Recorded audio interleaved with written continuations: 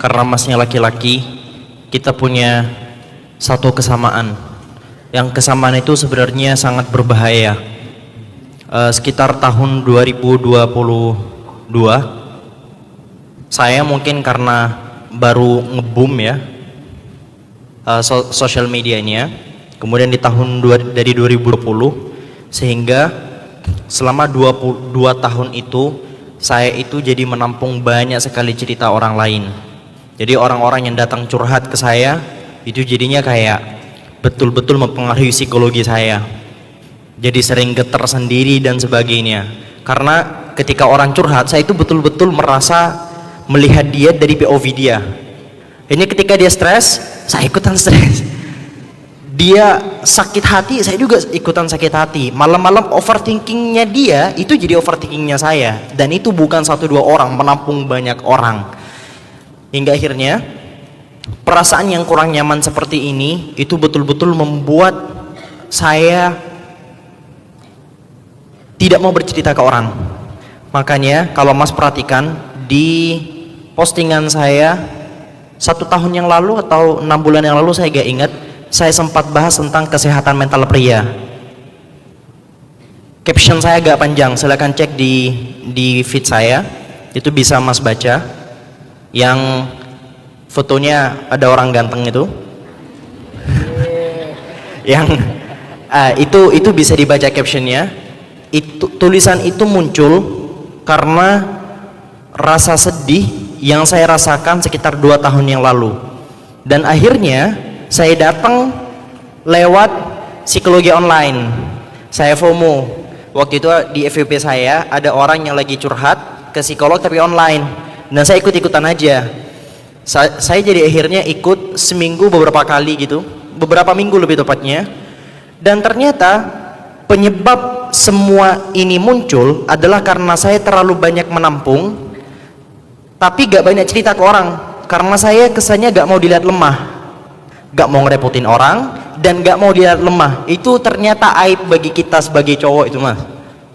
Aib kita cowok itu 2, gak mau terlihat lemah dan gak mau bikin orang-orang sekitar itu merasa terlalu banyak khawatir sama kita. Makanya kita curhat itu gak masalah.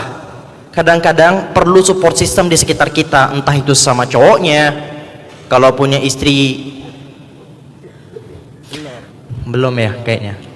Intinya selalu cari rekan untuk mencurahkan segala macam hal yang ada di dada. Jangan ditumpuk sendirian, berat, sakit banget. Sakit banget. Kalau gak nemu, cari. Itu yang pertama. Terus yang kedua, masalah ujian bisnis, ujian karir dan sebagainya. Setiap manusia pasti akan selalu merasakannya. Gak ada di antara setiap manusia yang tidak merasakan itu. Saya minta tolong, ada teman-teman sekarang yang sebelumnya gak pernah mendapatkan musibah satupun? Gak ada yang ngangkat kan? Jadi kita semua sebenarnya sama. Sebagian bercerita, sebagian lagi tidak. Memang begitu hukum yang telah Allah Subhanahu wa taala tetapkan kepada kita. Sekarang pertanyaannya, ketika kita mendapatkan musibah, ketika kita mendapatkan bala, ketika kita menghadapi bencana, apakah bencana itu merupakan hukuman dari Allah? Jawabannya bisa saja iya, bisa saja tidak. Bisa saja iya, karena memang sebagai bentuk hukuman. Kita mungkin selama ini terlalu banyak mendurhakai Allah, menyalahi perintah-perintahnya, dan itu mari kita jadikan sebagai muhasabah. Kita jadikan itu sebagai bahan introspeksi diri. Jangan-jangan selama ini kehidupan saya yang penuh dengan kesengsaraan ini muncul karena dosa yang saya punya. Tapi ketika menunjuk orang lain, jangan fokus sama dosa yang dia lakukan. Jadi kalau semisal ada orang nanya, "Mas, saya stres." Dosa banyak ini. Jadi POV ini itu beda ya, antara ke diri sendiri dan ke orang lain. Kalau ke diri sendiri, yes, mungkin musibah yang saya rasakan ini karena saya terlalu banyak mendurhakai perintah Allah. Tapi kalau ke orang, kalau ada orang yang cerita ke kamu, jangan maksiat banyak, santai. Nah, kalau bukan musibah, itu apa? Saya kira-kira punya tulisan 2019. 2019, dan saya beberapa kali bacakan ini. Kadang Allah menguji hambanya ya dengan berbagai macam ujian untuk menunjukkan bahwa secinta-cintanya manusia terhadap apa yang dicintainya, sesuatu itu akan meninggalkannya. Menguji hambanya dengan dihianati perasaannya. Untuk apa?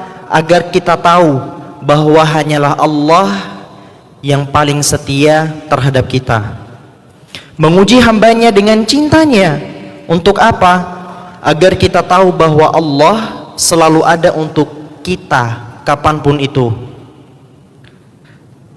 Ingatlah bahwa setiap ujian, musibah, cobaan itu tidak melulu bermakna azab. Musibah, ujian, cobaan itu tidak melulu bermakna azab. Karena terkadang ujian, cobaan, dan azab itu merupakan cara Allah Subhanahu wa ta'ala untuk memperbaiki jalan kita yang bengkok agar lurus. Karena mungkin kalau kita selalu diberikan kenikmatan, kita jadi lupa untuk bersandar kepada Allah yang maha disandarkan, ya kan? Kita selalu diberikan kenikmatan luar biasa. Biasanya orang itu kalau diberikan banyak kenikmatan, dia akan lupa terhadap sosok yang telah memberikan dia nikmat. Makanya kita diberikan ujian, dan dengan ujian itu kita jadi banyak meminta kepada Allah, kita jadi banyak mengeluh kepada Allah. Makanya